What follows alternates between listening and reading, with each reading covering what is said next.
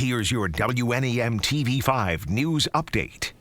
Good evening, everyone. I'm David Custer. Among our top stories, staying put, a judge denying the transfer of the accused Oxford shooter from the Oakland County Jail to a juvenile detention center. 15-year-old Ethan Crumbly is accused of going on a shooting spree inside Oxford High School, killing 4 students and injuring 7 others last November. Last week, Crumbly's attorneys entered a motion trying to get the teen moved to Children's Village in Pontiac, a juvenile detention center, as he awaited trial. The judge saying the transfer would be a burden for the understaffed Children's Village and too risky for other teens living there.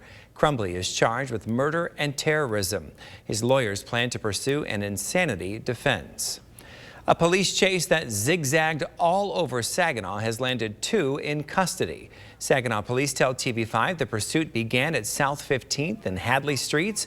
Officers say the parole absconding driver threw narcotics out the window before being apprehended at Porter and Lyon Streets. The driver and passenger were taken into custody after a canine bit one of them. Officers recovered the tossed narcotics near Alger and Remington Streets. A man convicted of a Mount Pleasant murder has now pleaded guilty to the murders of a Lansing couple. An Ingham County judge sentenced 41-year-old Isaiah Gardenhire yesterday to 50 to 125 years in prison in the shootings of a 39-year-old man and his 29-year-old girlfriend. Their bodies were found in May of last year.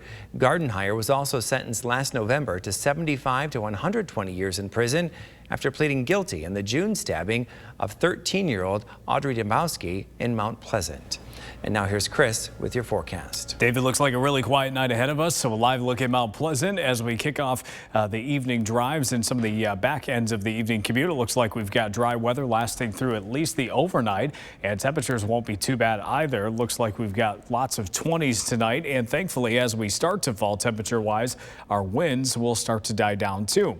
Your first 1.5 pinpoint Doppler radar live from MBS shows everything pretty quiet this evening. High pressure moves in and keeps that trend into the first half of tomorrow, but eventually another quick system moves through during the second half of our Wednesday, and that will likely lead to some snow showers. The clouds increase first, and then once we get to the afternoon, those snow showers start to break out. It looks like they'll move quickly throughout the area during the evening hours and then come to an end around 9 or 10 o'clock tomorrow. And behind them, they'll leave a little bit of accumulation, not a ton. Most areas well under an inch, but I would say the top end could be around an inch to maybe an inch and a half in the thumb and some of our counties north of the Tri-Cities. Your 7-day forecast does show that we've got temps headed towards the 40s and 50s over the weekend. It looks like the warmest of the temperatures late Saturday into Sunday. That could come with a little bit of rain too. We'll keep an eye on that throughout this week, and then next week upper 30s to near 40.